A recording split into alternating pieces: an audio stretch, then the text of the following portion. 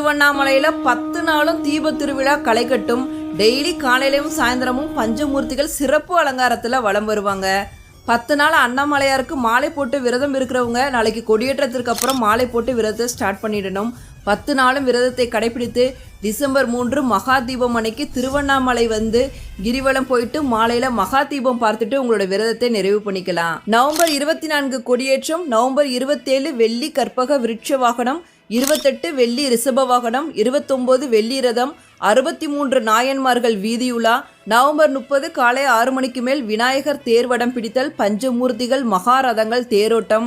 அதைத் தொடர்ந்து டிசம்பர் 3ஆம் தேதி காலை 4 மணிக்கு பரணி தீபமும் மாலையில் சிவபெருமான் ஜோதி வடிவமாக இருக்கின்ற மகா தீபமும் திருவண்ணாமலை மலை உச்சியில ஏற்றப்படும். இந்த கார்த்திகை தீப திருவிழா எல்லாரோட வாழ்க்கையிலும் இருக்க இருளை அகற்றி அப்பனோட அருளால பிரகாசமாகட்டும்.